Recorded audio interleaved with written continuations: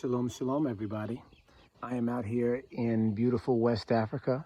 I found me a little marshy bog to sit down. You know, the perfect place for Theory of Everything 15, Joseph, Dreamer of Dreams. Okay, so the theory of everything that I want to deal with today is discussing Joseph, the son of Jacob, the man Israel, who we discussed last time. And I gotta apologize to you guys. I haven't done one of these in a little over a week. I wanted to make sure that I did one at least every week.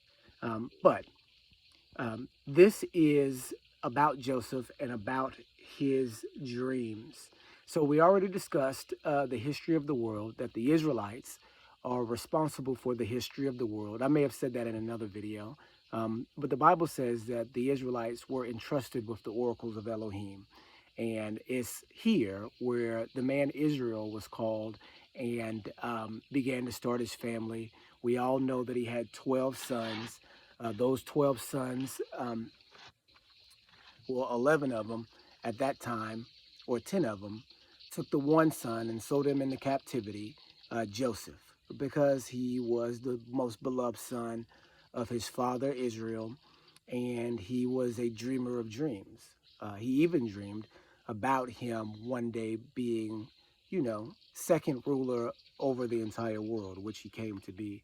And we also know that Joseph, his real Hebrew name is Yosef, which means Yah will add, or Yah has added.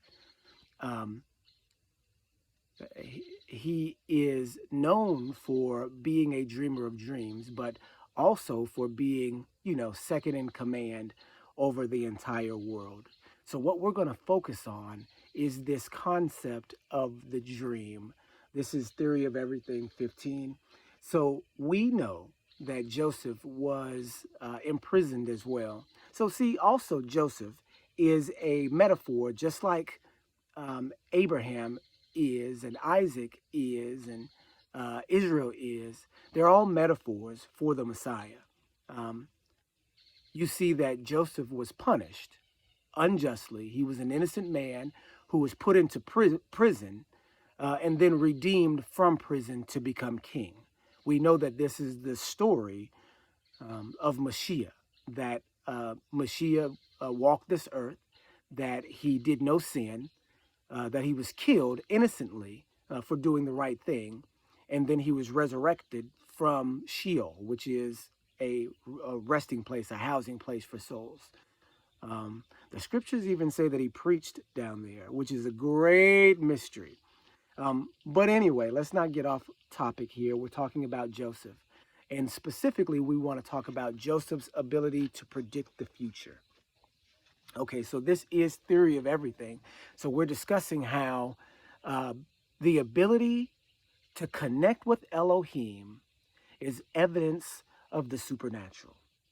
Okay, how many of you guys out there have ever had a deja vu moment where you look around and you recognize the place that you are from a dream or from some unknowable source in your mind? You've relived this entire moment, or you've lived this entire moment before and are reliving it in front of your eyes.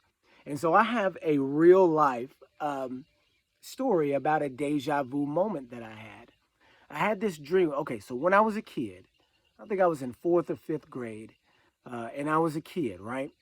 And I was going to karate class. When I was a kid, I went to karate class, and I wanted to, be a martial artist, like all the little kids wanted to learn karate, Bruce Lee, and all that. So I start fourth or fifth grade in karate class, and I look up and see this girl on the far left side of the karate class. There's probably 50 or 60 kids in the class, and this kid is to the far left corner, and she's doing punches, right? And it's this little Indian girl that I went to school with, at the school that I went to in elementary school. This little Indian kid, and she looks up at me, and she's doing this coordinated punch. We're actually all doing the same coordinated punch, you know, hi-ya, hi-ya. And she looks up and smiles, right? And I remember this vividly from my dream, right? Um, and what do you know? I guess, and I don't know how much longer after the dream this actually happened, but it must have been a couple months because I do remember still being in the class with the girl, and or in school with the girl, and I think I was only in school with her up until the fifth grade. Whoa, there must be a bird over there somewhere. Hopefully a bird. Sounds big. Okay, if it's an alligator, I'll just climb up into this tree. But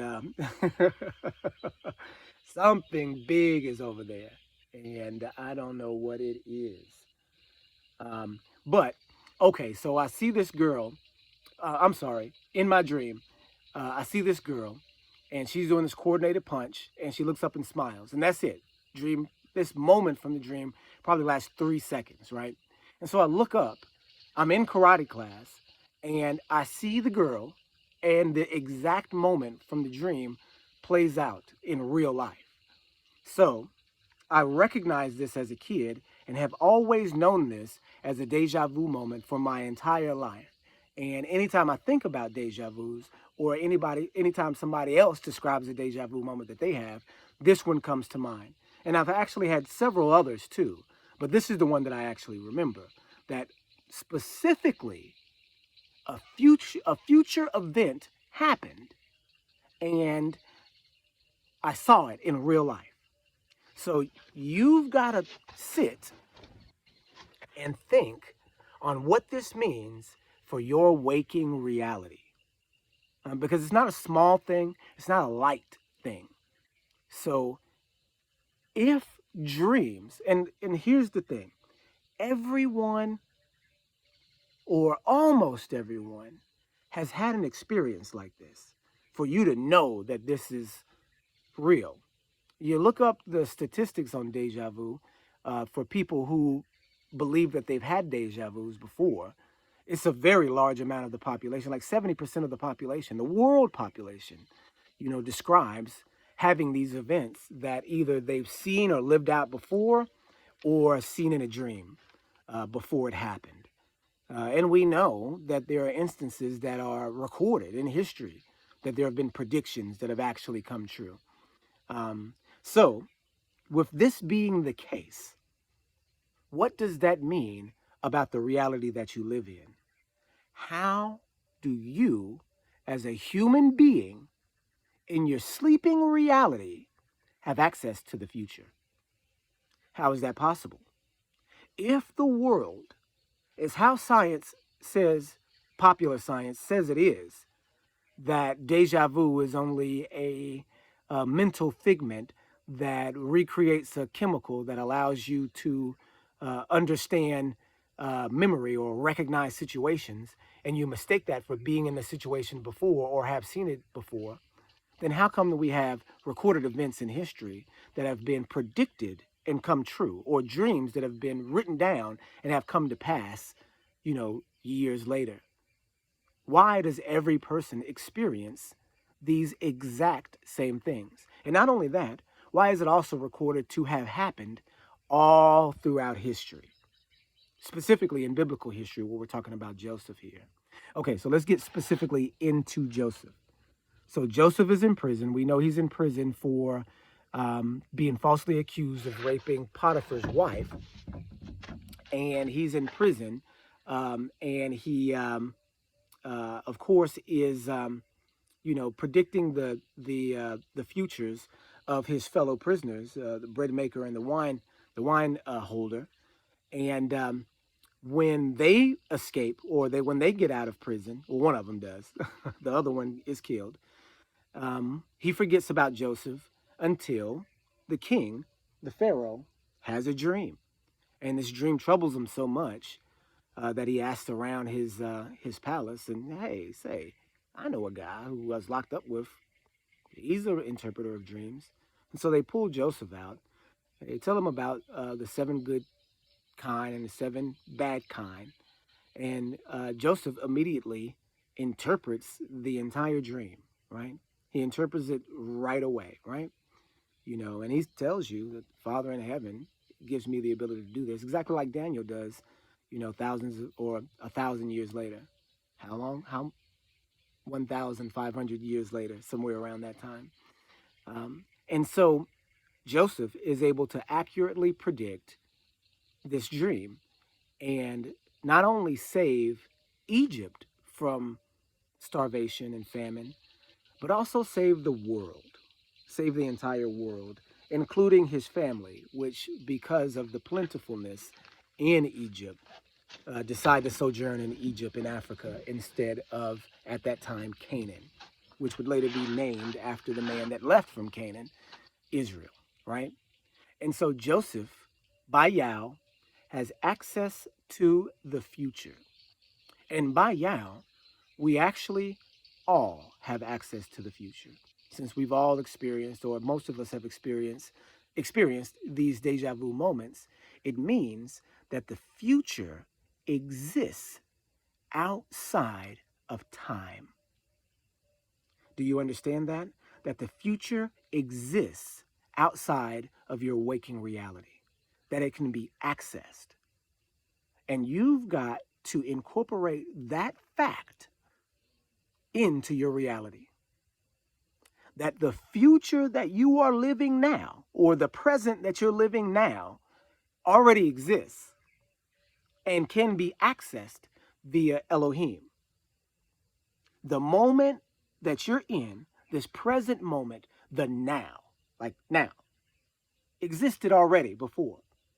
And you have access to it through Elohim. The word for dream in Hebrew is halom. Halom, right? Chet, lamed, wa, mem. Halom. It is a derivative of the Hebrew word chal, or chil, which, and sorry for my throat, I'm not used to pronouncing the chet. I'm a Westerner, so my may be a little bit incorrect, but it's with the back of your throat. Chet, chet. So chil is the root word for dream, and it's very interesting because it means several different things. For one, it means mighty, strong, or wealthy man, warrior. Boaz was known as a chil. Um, it also means whirl, like a twirl, like you're drilling. A chil also drills. Chilal means to drill. It also means to spin or twirl, like a dance, right? And it also means coming into maturity. So it's a very complex and complicated word. So why do all those things, have to do with the concept of the dream? And that's a difficult question to answer because we don't really know. And we can speculate that halom is a maturing process because, like we said, chil means to mature as well. And an old definition of chil is maturity.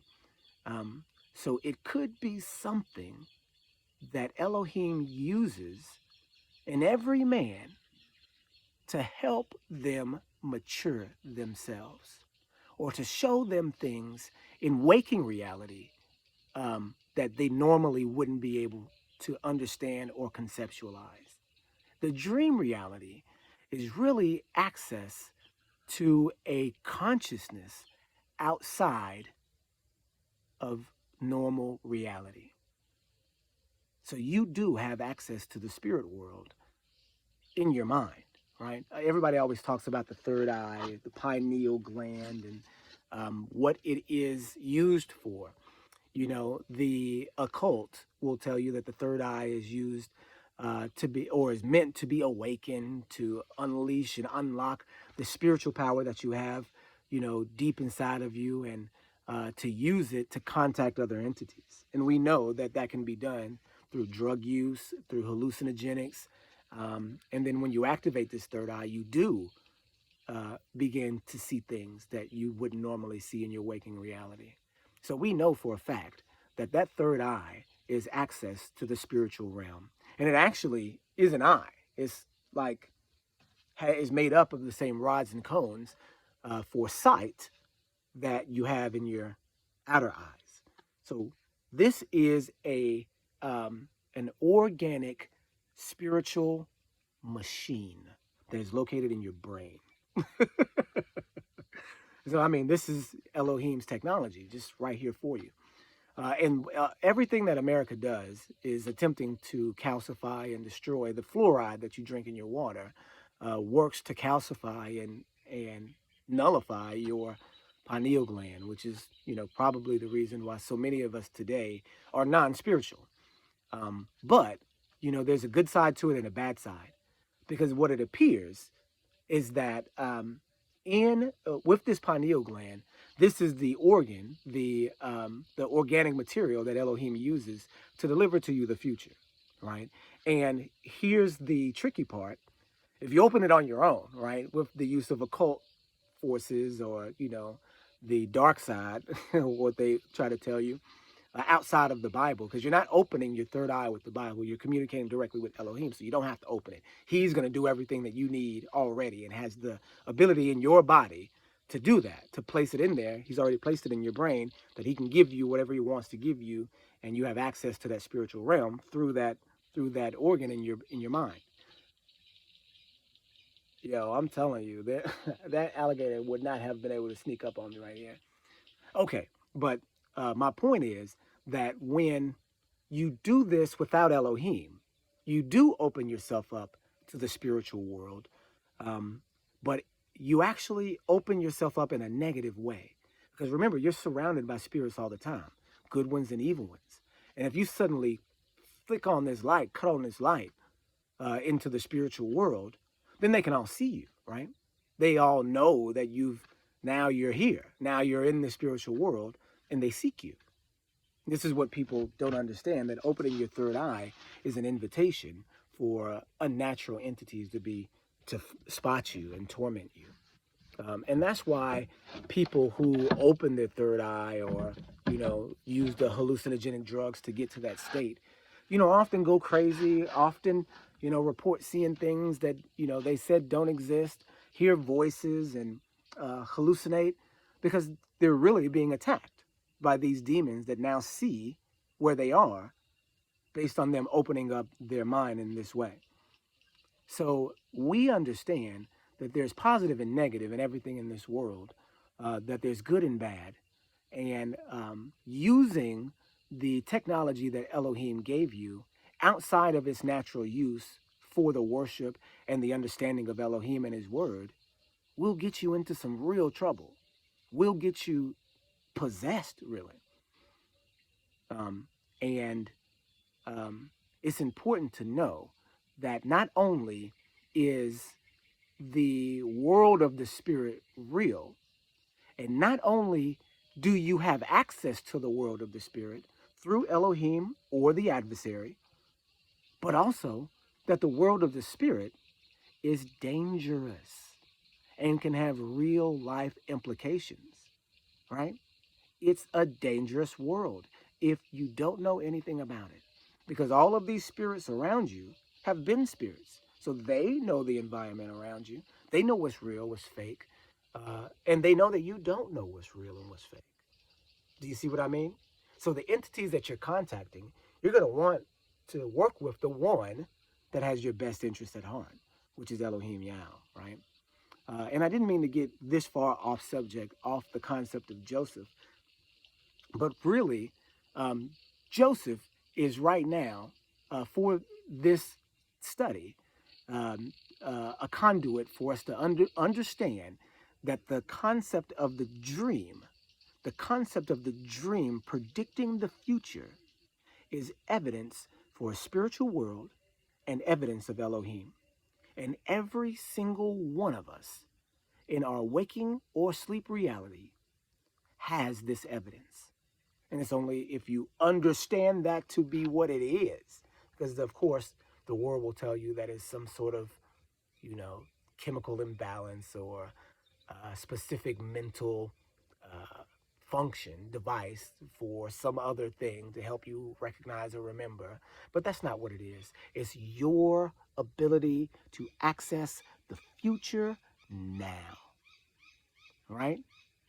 Right? Elohim is the one that saw the ending from the beginning, you know, the beginning and the end, the Aleph and the Tau, the Alpha and the Omega.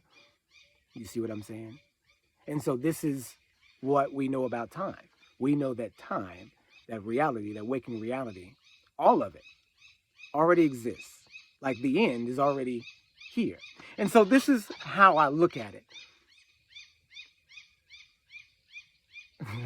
This is how I look at it. That Elohim is a mathematician, right? He, and this comes from, spending hours looking at equations in high school and middle school. The x squared over b squared plus negative b squared over x squared equals b plus x over x minus 3. You know those big equations where each step you make, you have to do a process on one side and a process on the other side. And as you complete these steps, what I used to do is I'd go to the next line, and on your ruled, everybody knows the ruled sheets of paper with the lines. So I'd start with the equation, then I'd go to the next line, and then I'd go to the next line. And when you do that, the equation gets bigger and bigger and bigger and bigger. And then as you start to eliminate things, it gets smaller and smaller and smaller until you come with the answer, which is the small, simplified answer at the end, or the complicated answer at the end. There are processes that do both.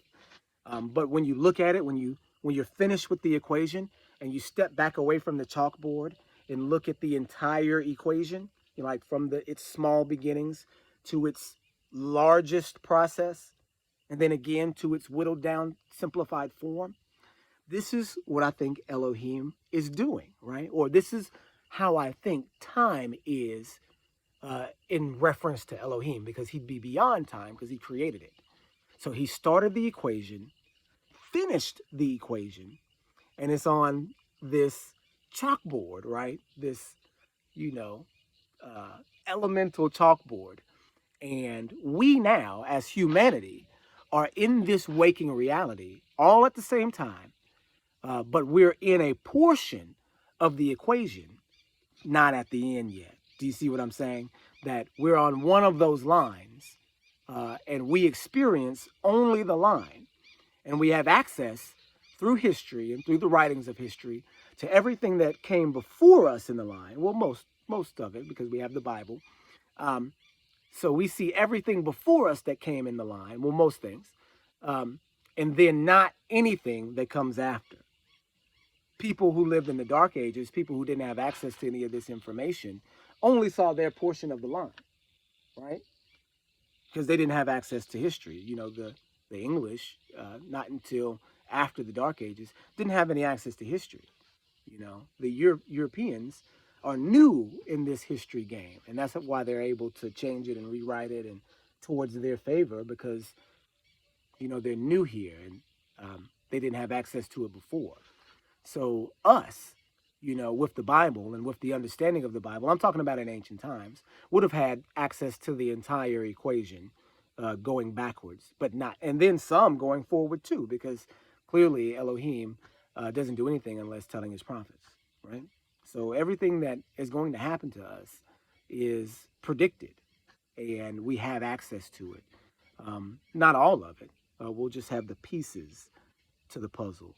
And then when we get to that part of the equation, and we see that piece of the equation already there, and we were told about it 2 lines before, that tells us that the equation is real, right? And that the what do you call it? The mathematician is real too. I almost said equator. That's something different, right? But the mathematician is real too. And that the reality that we're in must not be all that there is to reality, because we have access to the future in such a way that it already exists in some other place, and we just don't know it yet, which means that there is some other place.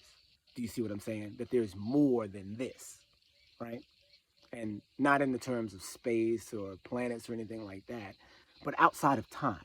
Because once we reach a certain level, once we reach a certain point in spirituality, time ceases to exist. You start to deal with forevers, forevers and eternal kingdoms. Remember, his dominion is a dominion that is everlasting all the way up until the end, right?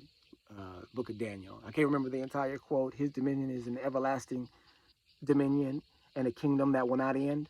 Something like that. And it's talking about the Messiah's kingdom, the Father's kingdom too. Okay, you guys. I don't go a whole lot into Joseph here.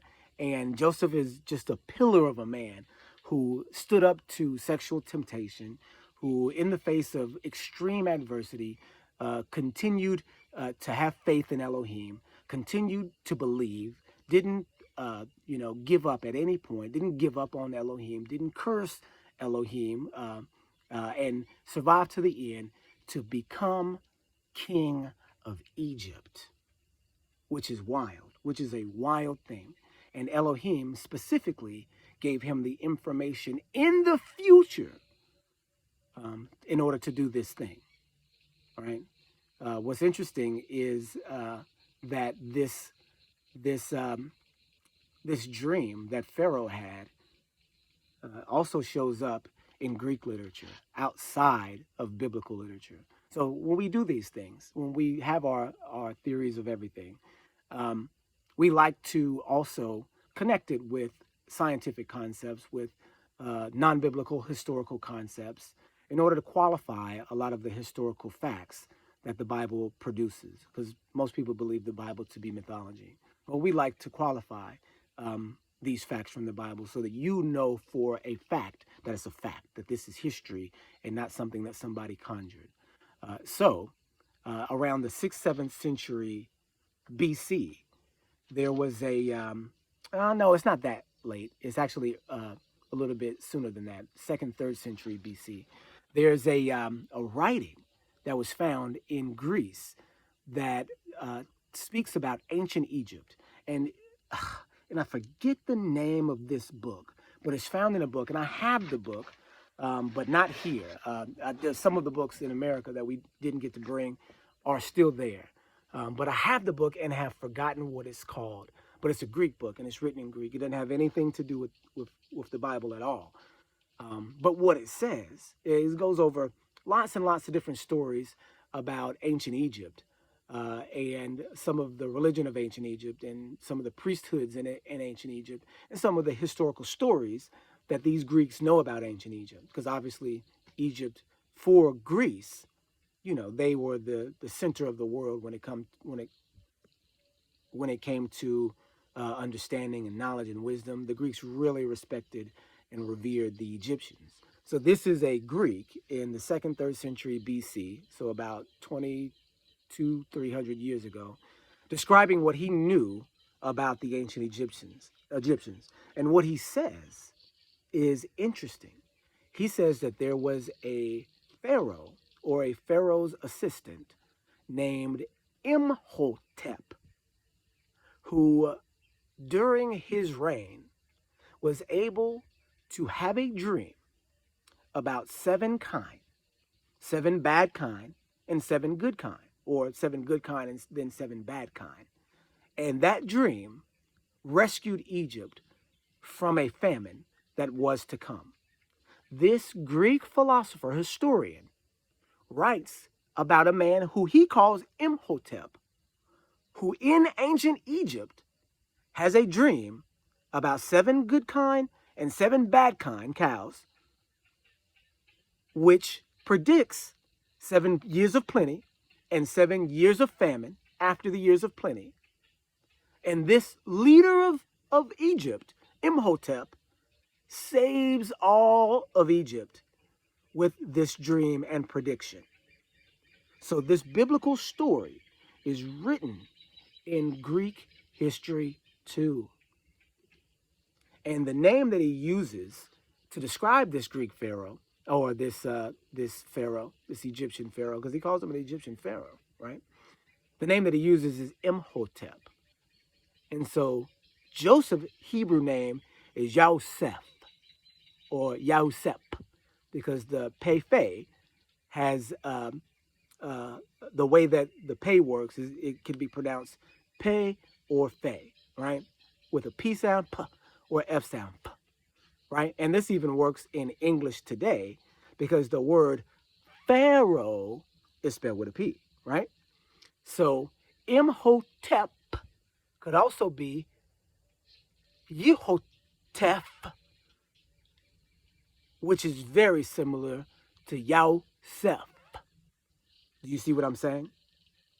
So in history, independently of the scripture, independently of Hebrew reference at all, this event in Egyptian history is recorded. Do you understand? It means it's true. It means it's real. It means this is actual history and not just biblical history. It doesn't need to be separated from the realm of history. It needs to be understood and interpreted as a real life event that actually happened.